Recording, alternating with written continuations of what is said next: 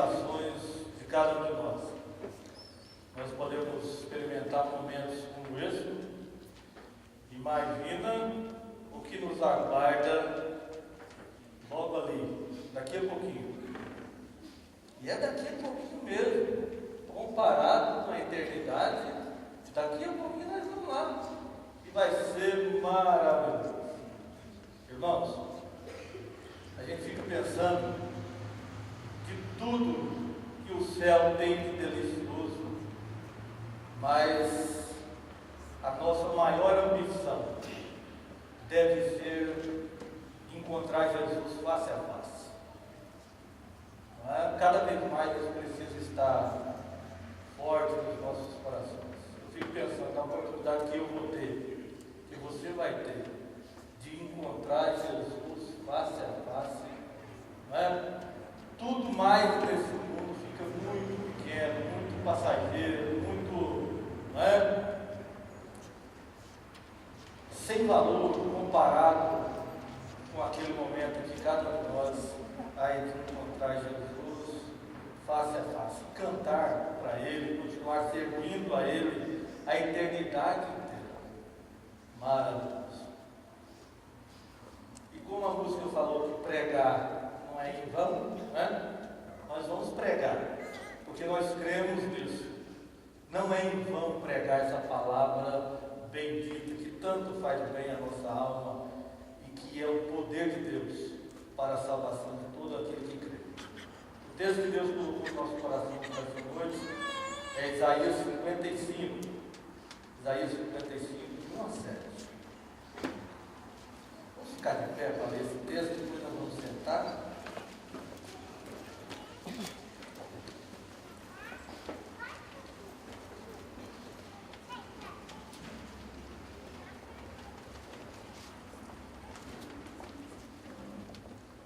Isaías 55, 1 a 7. Eu gostaria que todo mundo participasse. Leitura alternada. Todo o povo é convidado a procurar a salvação. Ó vós, todos que tendes sede, vinde às águas, e os que não tendes dinheiro, vinde, comprai, comei. Sim, vinde, comprai, sem dinheiro e sem preço, vinho e leite.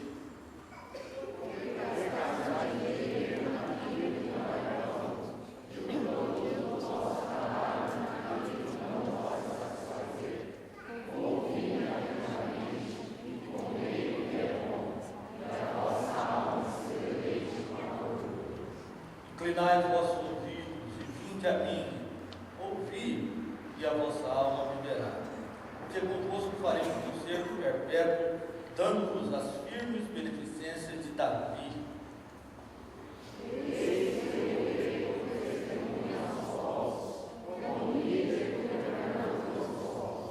Este chamarás uma nação que não conheces, e uma nação que nunca te conheceu correrá para ti, por amor do Senhor teu Deus e do Santo de Israel, porque Ele te glorificou.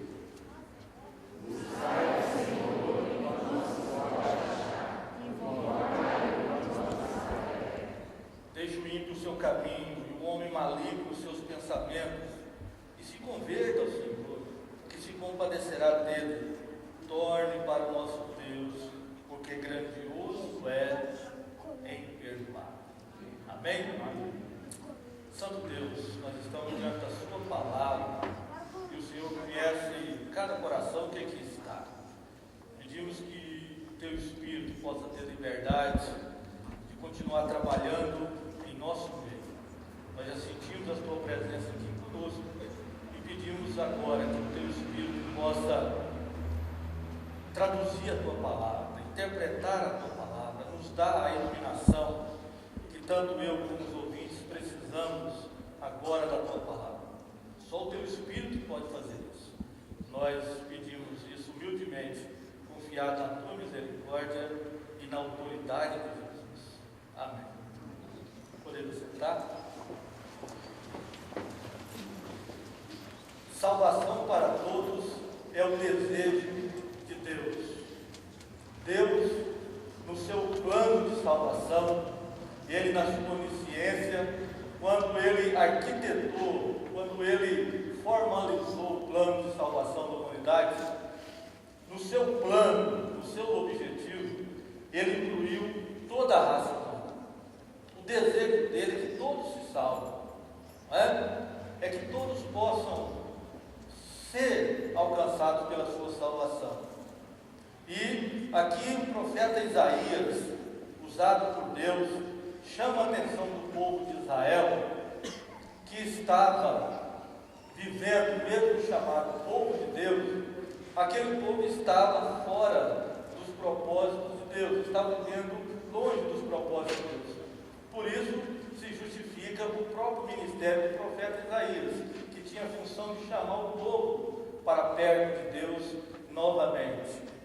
E esse texto que nós lemos, ele é bastante interessante, tem muitas lições que nós podemos aproveitar para a nossa vida, para o nosso crescimento espiritual. O versículo número 1 diz o seguinte: ó vós, todos os que tendes sede, vinde às águas, e os que não tendes dinheiro, vinde, comprai e comei, sim, vinde e comprai, sem dinheiro e sem preço, vinho e leite. A expressão que chama a minha atenção e a sua atenção também é a expressão todos. Ó vós todos. Deus nunca trabalha com a hipótese de levar para o céu apenas algumas pessoas. É claro que Ele sabe que nem todos irão. É lógico que Ele sabe que nem todos vão crer nele. É lógico que Ele sabe. E nós sabemos também. Todo pregador sabe disso. A igreja sabe disso. Mas a vontade de Deus, o desejo de Deus, é que todos possam buscar a Ele, se voltar para Ele. O que Ele está querendo dizer com isso? Quando Ele diz todos. Primeiro, é que Ele não tem preferência por ninguém. Não existe uma alma mais preciosa do que a outra. Não existe uma pessoa mais preciosa do que a outra. Não existe elite espiritual. Do jeito que a alma de um brasileiro vale, a alma de um africano, de um haitiano vale. Ele não tem preferência por ninguém. Aliás, a preferência dele é por todos. Se ele tem uma preferência, é essa, por todos. A vontade dele é que todos sejam salvos. Por isso, o convite é para todos. Você já viu como é que a gente fica assim meio sem graça quando vai ter casamento na igreja? E o convite não é para todos? O convite bom de casamento é aquele que é para todo mundo. A igreja toda. Está todo mundo convidado. Mas é uma festa bonita, né? Quando você fica ali, ó, vou te convidar aqui, mas olha lá. Já não é a mesma coisa, né? É só para alguns. Deus não. O convite dele é para todos. Não é? Ele não quer que ninguém fique de fora da salvação dele. Vamos ver um texto que prova isso. Deus falou no coração do apóstolo Pedro, 2 Pedro 3,9. Vamos ler juntos, vamos abrir a Bíblia juntos, para a gente crescer mais ainda no conhecimento de Deus. A palavra de Deus diz assim: o Senhor não retarda a sua promessa, ainda que alguns a tenham por tardia, mas Ele é longânimo para convosco, não querendo que ninguém se perca, senão que todos venham a arrepender-se. Olha aí novamente a expressão todos. Todos. Ele quer salvar pai e filho, Ele quer salvar marido e mulher, Ele quer salvar o casal de namorado inteiro, completo. Ele não quer levar só a namorada para o céu, ele quer levar o namorado e a namorada. Então, se tem algum casal de namorado aqui nessa noite, e se só um já aceitou o convite, faz favor. Jesus quer salvar você e a sua namorada. Jesus quer salvar você e o seu namorado. Não é? Ele quer levar vocês juntos para o céu. Vocês gostam de ficar juntos? Os dois precisam aceitar Jesus. Não é? Marido e mulher. Vive aqui 40, 50, 60 anos juntos. E você já reparou que quando o casamento dura muito, logo que um morre, ditado que logo acontece muitas vezes, não é regra, mas acontece muito. Logo, o cônjuge sobrevivente, ele também morre. Mas ele morre, e se for crente, os dois, eles vão se encontrar lá na eternidade. A Bíblia diz que nós vamos encontrar os nossos irmãos, os nossos queridos, os nossos parentes lá no céu. Nós vamos saber quem era quem.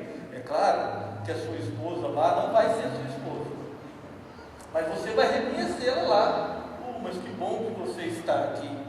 Você já pensou que tristeza? Você no céu e saber, porque lá no céu a nossa consciência não vai morrer, e você lembrar que a sua esposa ou seu marido não pôde entrar lá, não é?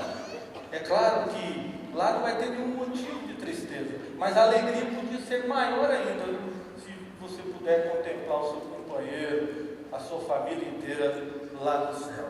Então aqui o Deus mandou o profeta Isaías convidar todo mundo. É interessante que no Novo Testamento, Jesus, quando ele conta a parábola das bodas, ele manda um convite para todo mundo. Todo mundo. Todo mundo vai entrar. Aquelas pessoas rejeitadas pela sociedade, que estavam nos becos, nos valados, nas sarjetas, que estavam no palácio, todo mundo. Então o plano de Deus é um plano inclusivo. Não tem motivo para você ficar de fora. Do jeito que Deus ama o crente mais consagrado, o pastor mais dedicado, Ele ama você que está nos visitando nessa noite. Sabia disso? Do jeito que Ele ama o apóstolo Paulo, o apóstolo Pedro, Ele ama a mim e a você. Ele não tem preferência por ninguém. Então, Ele diz: ó vós todos. E Ele diz: vinde e comprai sem dinheiro. Ué, mas que negócio é esse? Aonde que você compra sem dinheiro? Tem alguma loja dos irmãos aqui que a gente compra sem dinheiro? Lá na Moda Morena a gente compra com prazo. Eu sou irmão da igreja, vou te dar um prazinho bom aqui, vou dividir. Mas por favor, depois que vencer o prazo, traz o dinheiro. Se você for comprar uma peça lá, né, João Henrique? Ele pode até te dar um prazo, mas tem que ter o dinheiro. Tudo que nós compramos precisa de pagar, precisa de dinheiro. Por que o profeta diz aqui: vinde e comprai sem dinheiro? Ele está falando de salvação. O apóstolo Paulo disse que pela graça sois salvos.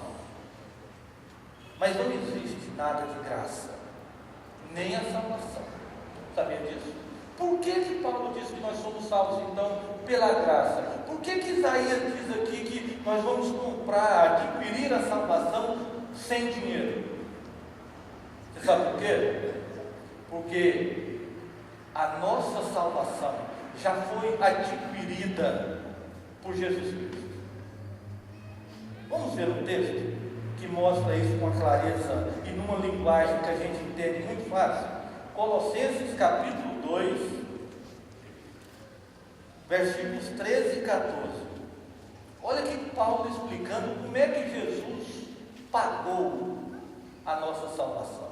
Por isso que para nós hoje ela é de graça. Diz assim: e quando vós estáveis mortos nos pecados, nos vossos pecados, e na incircuncisão da vossa carne, Ele vos vivificou juntamente com Ele, perdoando todas as ofensas. Como é que Ele fez isso? Ele, havendo riscado a cédula que era contra nós nas suas ordenanças, a qual de alguma maneira nos era contrária, e atirou do meio de nós, cravando-a na cruz. Uma palavra bem simples, bem que nós entendemos, irmãos, quando nós pecamos, nós assinamos no mundo espiritual uma nota promissória, um papagaio. Já ouviu falar em papagaio? Uma dívida, um título que pode ser protestado, um cheque sem fundo. E sem fundo mesmo, porque é uma dívida impagável. Só tem jeito de resgatar esse documento do mundo espiritual: com sangue. Então, só existia duas opções: ou a humanidade inteira deveria derramar todo o seu sangue para resgatar a sua dívida, ou Deus preferiu enviar o seu único filho, que derramou todo o sangue dele lá na cruz do Calvário, no lugar de quem? De quem? No meu lugar e no seu. Pensa nisso. Ele morreu no seu lugar. Aquela cruz, aquelas bofetadas que ele levou, aqueles cusparadas na cara que ele recebeu, era eu que tinha que passar por aquilo, era você. Você está pensando o quê? É verdade. Eu é que deveria ter recebido aqueles cravos desse tamanho, rasgando a minha carne, não é? Ultrapassando os ossos das mãos. Ele pagou a nossa dívida, irmãos e amigos. Por isso ele diz: vinde comprar sem dinheiro, porque o preço que deveria ser pago, eu já paguei por vocês. Então vocês não precisam pagar nada. Não precisa pagar nada, porque o dinheiro do mundo inteiro não pode comprar a salvação de ninguém. Não pode comprar a salvação de ninguém. Então vinde, comprai sem dinheiro. Ele providenciou para que o preço já tivesse sido pago. Ele está nos convidando então para receber algo preciosíssimo de graça. De graça. O versículo 2 diz: por que gastais o dinheiro naquilo que não é pão, e o produto do vosso trabalho naquilo que não pode satisfazer? Ouvi-me atentamente, comei o que é bom, e a vossa alma se deleite com a gordura. É muito inquietante essa expressão: gastar dinheiro naquilo que não é pão, e o produto do vosso trabalho naquilo que não pode satisfazer. Aqui nós temos, vamos dizer assim, um paradoxo. Como assim? Como é que eu pego o meu salário, o meu dinheiro, e saio para fazer compras e aquilo não me satisfaz?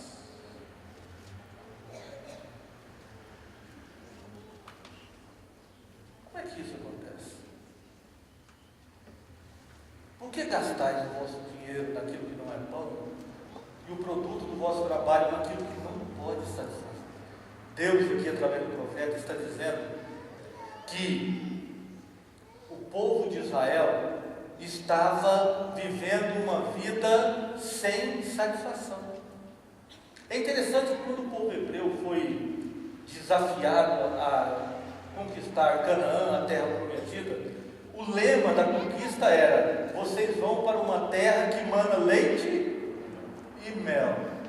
Mas é interessante, eles estavam agora habitando numa terra que mana leite e mel. No entanto, eles estavam vivendo uma vida sem satisfação. Isso nos faz lembrar uma parte, como vive uma parte da nossa sociedade hoje. Elas pegam o dinheiro, elas conquistam o dinheiro, elas adquirem o dinheiro, aí elas saem, compra, gasta, e o vazio interior continua. A insatisfação continua. Nunca na história do mundo houve tanta facilidade para gastar dinheiro como agora. Não é muito fácil ganhar, mas gastar é uma beleza. Sair na rua, tem lugar para gastar. E a sociedade, muitos de nós estamos entrando por esse caminho. Você pega o seu dinheiro, gasta. O que está por trás disso? Um desejo de satisfação. Mas aí o que acontece? Você compra, você gasta, e o vazio continua. Você viaja para lá e para cá, e o vazio continua. Você sai de férias, o vazio continua. Você vai pescar, o vazio continua. Você vai jogar bola, o vazio continua. Você vai para o interior, o vazio continua. Você vai para a praia, o vazio continua. Você vai para a Europa, o vazio continua. Por que gastais o vosso dinheiro naquilo que não pode satisfazer?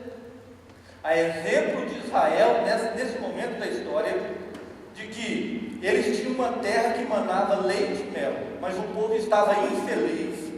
Deus está querendo ensinar nesse versículo a seguinte verdade: qualquer conquista que o homem conseguir na sua vida, qualquer bem que ele adquirir, qualquer sucesso que ele atingir, sem ele, não tem graça. É isso que ele está querendo dizer aqui. O salário não traz satisfação longe de Deus. As conquistas profissionais, com o tempo, fica sem graça. Não é? Os passeios sem Deus viram rotina, vira enfado. Por que gastais o vosso dinheiro naquilo que não pode satisfazer, e o produto do vosso trabalho, não é? Naquilo que não é pão? Ele está dizendo: olha, tudo isso, sem a minha presença, não tem graça. Mas ele continua dizendo, ouvi-me e a vossa alma se deleite. Por outro lado, quando nós damos ouvidos a Deus, quando nós obedecemos a Deus, quando Ele entra na nossa vida, a nossa alma se deleita. Aí sim, aquela viagem faz sentido. Aí sim, pescar faz sentido. Jogar bola, viajar, brincar, visitar os parentes, ou mesmo ficar quieto dentro de casa. Para onde você foi nessas férias? Eu fiquei quieto dentro de casa, mas feliz. Para onde você foi nessas férias?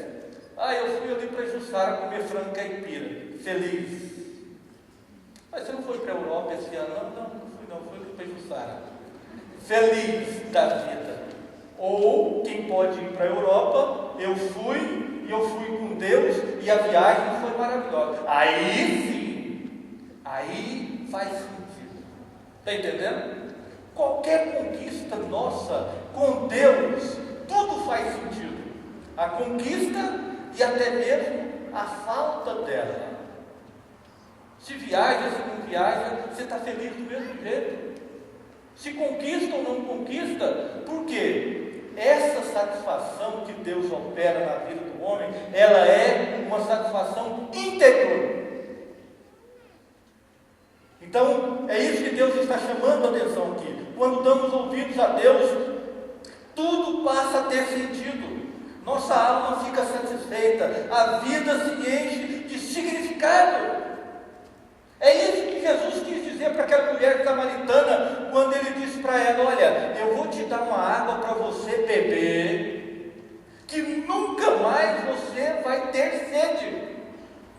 Aquela mulher já estava não sei quantos maridos, já estava no 7º marido.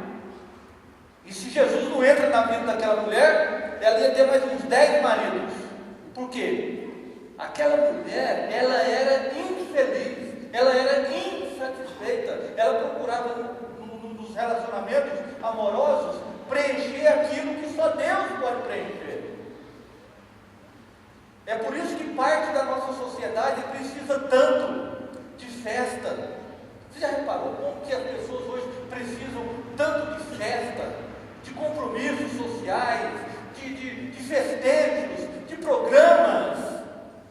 E é por isso que elas precisam tanto de bebida, por isso que elas precisam tanto varar a madrugada nas chamadas baladas, porque elas não conseguem encarar o silêncio, elas não conseguem chegar em casa em silêncio e enfrentar a solidão da sua existência, porque estão vivendo longe de Deus. só sobrevivem se estiverem no meio do barulho de muitos amigos e contando tudo da sua vida para todo mundo, através dos sites de relacionamento, essas coisas todas aí, Facebook, não sei mais o que, Extrabook, não sei o que, esse negócio tudo aí. Tem que estar escancarando a vida para a vida fazer sentido. Elas não conseguem ter uma vida intimista, pessoal com Deus, porque não tem Deus. Por isso elas precisam da bebida, das drogas, das madrugadas, das festas. É como se elas precisassem estar o tempo todo anestesiadas. Elas não conseguem viver uma vida sem uma anestesia emocional, alguma coisa que as tire da realidade.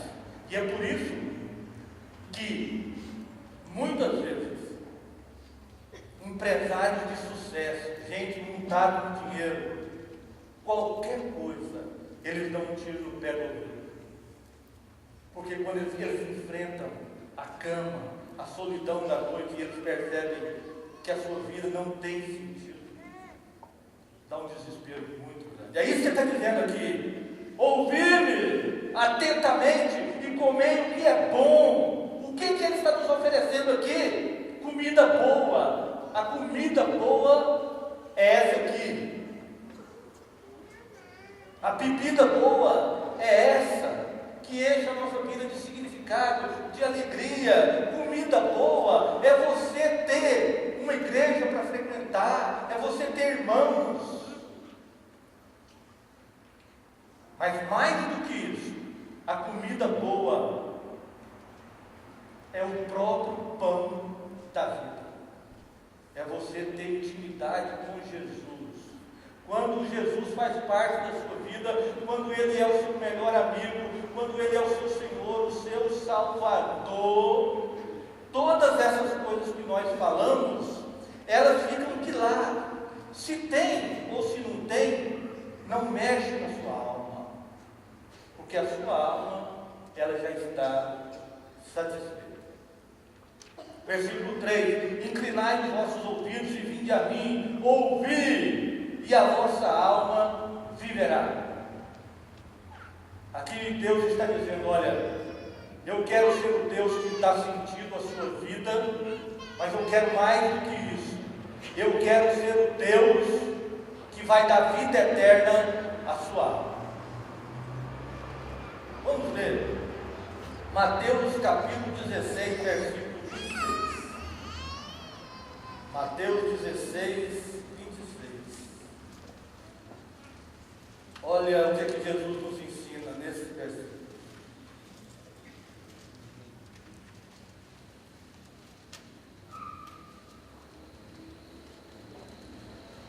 Pois que aproveita o homem ganhar o mundo inteiro, se perder a sua alma? Ou o que dará o homem em recompensa da sua alma?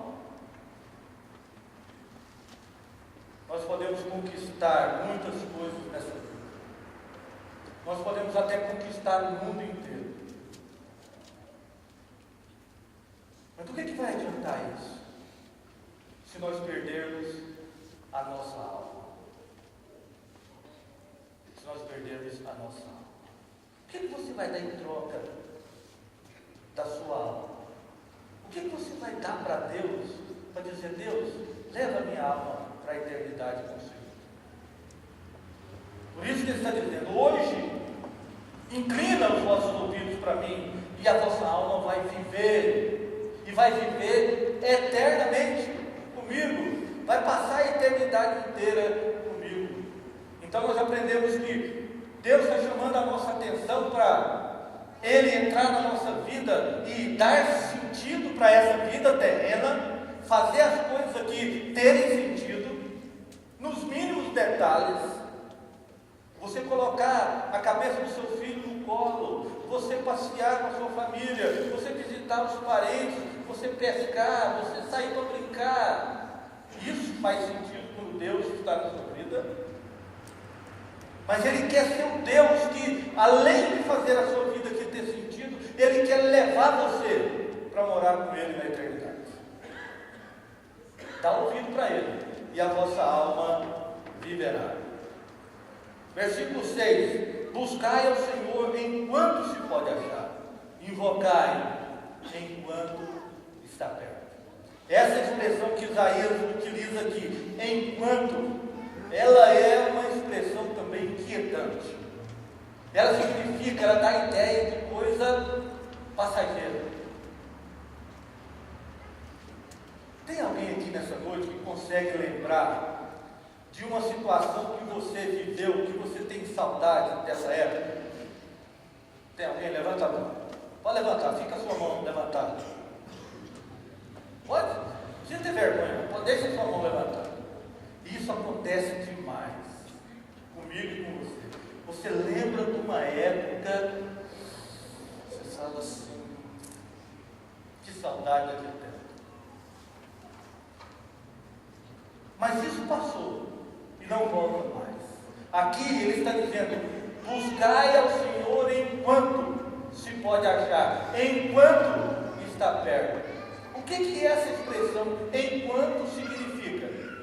Dá ideia de coisa passageira, de que essa situação pode mudar a qualquer momento.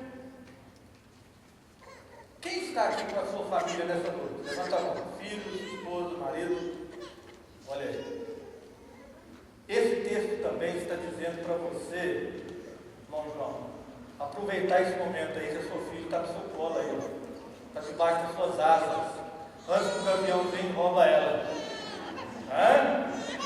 É seu bebê, isso mesmo, né? Eu também tenho um bebezão que cresce, que está maior que o pai, mas para mim é um bebezão. Aproveita, João Henrique, que vocês estão recém-casados, aproveita a vida. Lidiane, Felipe, porque no piscar de olhos nós estaremos velhos, né? Um vai mais cedo do que o outro no céu, a vida passa rápido, os filhos crescem, de repente você fala: mas cadê meu filho? Não, seu filho já casou, rapaz. Não, mas já, quando você acorda a vida passou, né, Dinaldo? Aproveitar aquele moleque lá em casa, lá, quando você veja casado. De repente nossos filhos são pequenos, de repente você já tem neto, de repente você está acostumado com a companhia do seu marido, da sua esposa do seu lado. Quando você acorda, já não tem o marido mais do lado, não tem mais a esposa. Então essa expressão, enquanto, diz que nós precisamos aproveitar o momento, aproveitar a vida, enquanto nós temos vida, saúde. E no caso aqui, aproveite enquanto Deus está aqui, chamando a sua atenção. Porque essa expressão diz, nos dá a entender que logo, logo, as pessoas vão procurar Deus e não vão encontrar. Mas vai chegar esse dia? Vai. Por duas situações. Primeiro, que a minha vida pode ser interrompida a qualquer momento. Nem todos que estão aqui nesse auditório vão envelhecer. Nem todos que estão nesse auditório aqui vão envelhecer. Muito provavelmente. E segundo, Deus pode, na pessoa de Jesus, voltar a qualquer momento para buscar a sua igreja. E as pessoas que ficarem para trás, elas vão dizer: eu quero agora. Agora é tarde. Mas eu entendi agora. Agora é tarde. Então ele está dizendo: buscai ao Senhor enquanto se pode achar, invocai-o enquanto está perto. Aproveite enquanto Ele está falando ao seu coração, enquanto você tem ouvido bom, enquanto você tem pernas boas, braços fortes para servi-lo, enquanto você tem vigor para dedicar a Ele. Noé pregou durante 120 anos e as pessoas diziam: nós vamos sempre ter esse velho caduco aqui pregando para nós e construindo essa arca. Um dia aquela cidade acordou, estava caindo pedaços de água daqueles que nunca mais caiu, e o velho caduco entrou na arca com a sua família, e aquela cidade cheia de pessoas inteligentes morreram afogadas. O caduco se salvou, o lobo se salvou. Tem muita gente que quando ouve a gente pregar o Evangelho, diz: esse pregador é doido, esse pastor é doido. Mas o apóstolo Paulo diz que Deus resolveu salvar o mundo com a loucura da pregação. E ela só é loucura para os que perecem, mas para aqueles que creem, ela é o quê? Poder de Deus.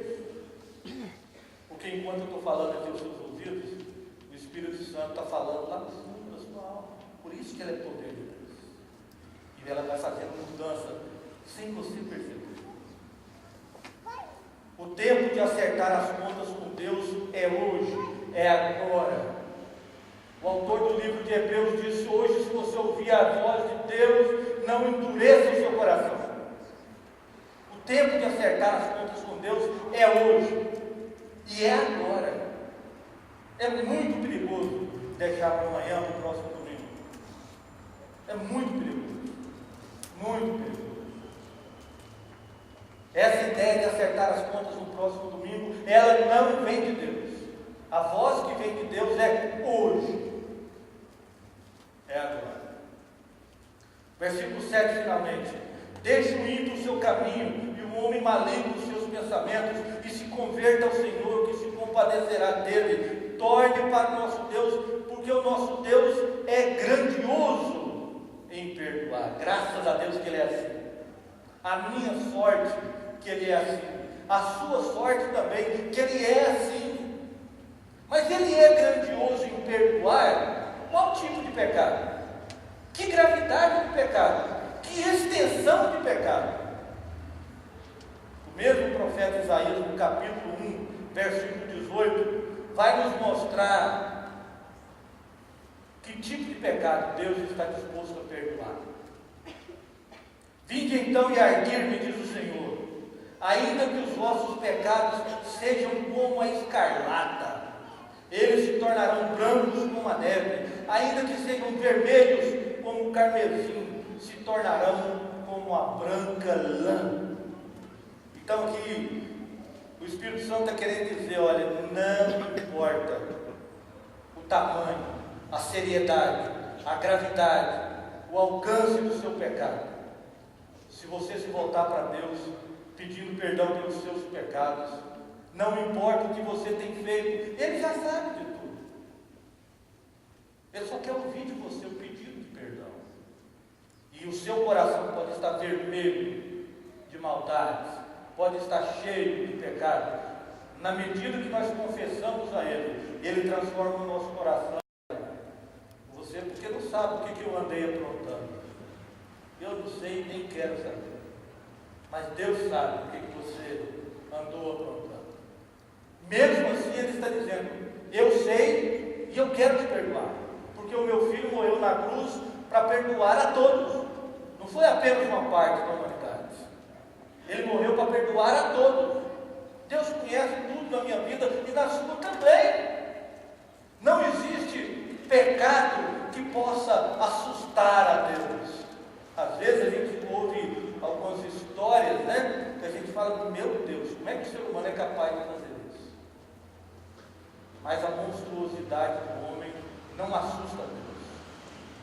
Ele sabe que sem Ele nas nossas vidas, nós somos capazes de fazer coisas abomináveis. Mas nas mãos dele, nós podemos fazer coisas maravilhosas. Por isso que Ele não desiste de mim e de você. O apóstolo Paulo, a profissão dele era bater e mandar matar crentes. Se tornou o maior pregador da história. Ele passava o tempo dele dando chicotada nos crentes. Um dia ele encontrou com Jesus e se tornou um dos homens mais usados por Deus na história do cristianismo. Ele mesmo, de vez em quando, se sentia culpado, falando: não, eu nem posso ser chamado de apóstolo porque eu persegui a igreja de Jesus. Mas ele encontrou com Jesus, se converteu, mudou de vida e ele se tornou uma bênção nas mãos de Deus. A história recente tem mostrado a experiência de pessoas que eram assassinos de aluguéis e se converteram, hoje são pastores, pregadores do Evangelho. Então não existe gravidade de pecado. Pessoas que eram traficantes de droga, que a pessoa ficava devendo R$8 para ele mandava um tiro na cabeça da pessoa. Esse traficante foi preso, se converteu na penitenciária, hoje é pregador do Evangelho. Não existe pecado que Deus não perdoe, ainda que os vossos pecados sejam como a escarlate. Eles se tornarão brancos como a neve. Se houver arrependimento, se houver confissão verdadeira desses pecados e desejo sincero de abandoná-los. Nessa noite, Deus está fazendo um convite. E Ele diz: o convite é para todos. Ele diz: só eu posso dar sentido à sua vida. Ele diz: eu quero levar a sua alma para a eternidade. Ele diz: eu estou de passagem na sua vida. Um dia você vai me invocar e não estarei mais à sua disposição. E por último ele diz: não importa a sua vida de pecado, porque eu já conheço a sua vida. Eu só quero ouvir de você um pedido de perdão. Eu sei que desde o início, desde que o culto começou, desde o início do culto, Deus está falando no seu coração, através de cada parte desse culto, também através da sua palavra pregada. Eu sei que o Espírito Santo já falou no seu coração, e eu sei também que você no seu coração já tomou uma decisão. A única coisa que eu quero saber nesse instante porque Deus já sabe, mas eu e a igreja não sabemos ainda. Eu quero saber qual que é a sua decisão com relação à sua vida espiritual. Se você gostaria de continuar como tem vivido, ou se diante do que Deus falou ao seu coração, se você gostaria de, a partir de hoje, tomar uma decisão ao lado dele, permitir que ele mude a sua vida, permitir que ele dê sentido para a sua existência. E eu queria saber se tem alguém no nosso meio que entrou aqui como visitante e que gostaria de sair daqui nesta noite com o seu nome escrito no livro da vida. Tem pessoas nessa noite? Aconteceu isso com você nessa noite? Não precisa falar nada, só levanta a sua mão. Nós queremos orar por você. Aconteceu isso com você? Levanta a sua mão, eu quero saber. Deus já sabe, mas eu e a igreja precisamos saber. Você já tomou uma decisão, eu sei disso. E eu quero saber agora qual é essa decisão. Se você não levantar a sua mão, você está dizendo: olha, eu quero continuar a minha vida do jeito que está. E ela está boa desse jeito. Ok, Deus respeita. Agora, se você diante dessa palavra diz: eu preciso desse Deus. Eu não estou dizendo aqui, olha, eu preciso dessa igreja. Não. Mas eu preciso desse Jesus Salvador. Levante sua mão. Os irmãos estão orando por você. Não precisa ter vergonha. Não precisa ter receio. Jesus não teve vergonha de morrer por mim e por você em público. Pessoas jogando pedra nele, afrontando a ele com palavras. E ele não desistiu de mim e de você. Se Jesus tocou no seu coração nessa noite, o Espírito de Deus falou a você, e você entendeu essa palavra, e principalmente entende que é isso que você precisa. Nós não estamos apresentando para você uma opção de igreja, uma religião, nada disso, nada disso. Nós estamos apresentando a você esse Deus que quer dar sentido à sua existência, mas muito mais do que isso, Ele quer levar você para a eternidade. Alguém nessa noite, levanta sua mão. O tempo está passando. Aproveite enquanto você tem oportunidade. É verdade, vai chegar um dia que você vai querer e não vai poder mais. Vai chegar um dia em que as pessoas vão clamar por Deus e Ele não vai mais ouvir. É verdade, vai chegar esse dia. Mas enquanto você está aqui, enquanto nós estamos vivendo o dia chamado hoje, entregue a sua vida para Jesus. eu estou apelando agora em nome de Jesus ao seu coração. E a Bíblia diz que nós precisamos apelar aos corações das pessoas para que elas possam ter a devida oportunidade. Qual vai ser a primeira pessoa dessa noite? Levanta sua mão, em nome de Jesus, para que os céus possam se alegrar com a sua decisão. Não é porque Deus precisa de você que vai ficar alegre, não. É porque a sua alma, para Deus, vale mais do que o mundo inteiro. Porque Ele ama você como nunca você será amado nessa vida, nem na eternidade. Estamos chegando ao final do apelo. Deus tem falado no meu coração e no seu coração nessa noite.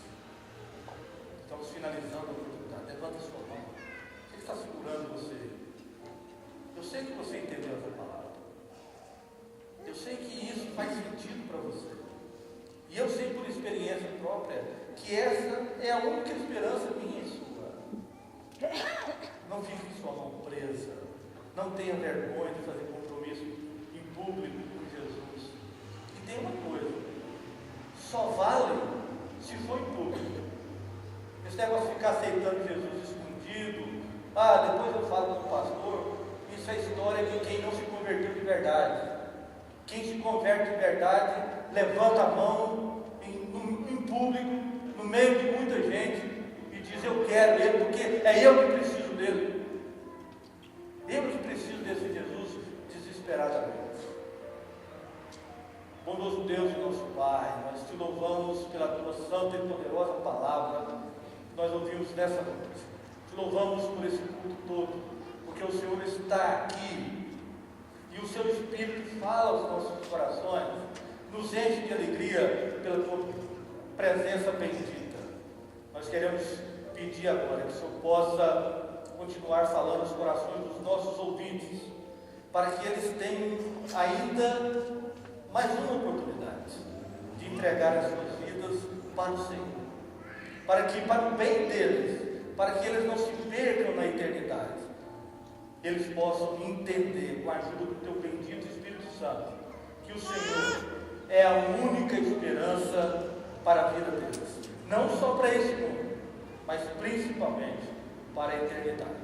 Nós te agradecemos porque nós, como igreja, podemos ser alcançados por essa palavra, e nós temos convicção de que um dia nós estaremos na eternidade com o Senhor, porque enquanto estamos aqui, o Senhor está conosco, e isso já é céu para nós. A nossa vida com a tua presença já é céu, e um dia nós estaremos na tua habitação, no céu definitivo, e estaremos gozando da sua presença maravilhosa por toda a eternidade. E isso só é possível porque Jesus Cristo morreu no meu lugar. Jesus Cristo morreu no lugar da igreja, e o Senhor pagou a nossa dívida que nós tínhamos com a eternidade. Nós te louvamos e te adoramos em nome de Jesus Cristo. Amém.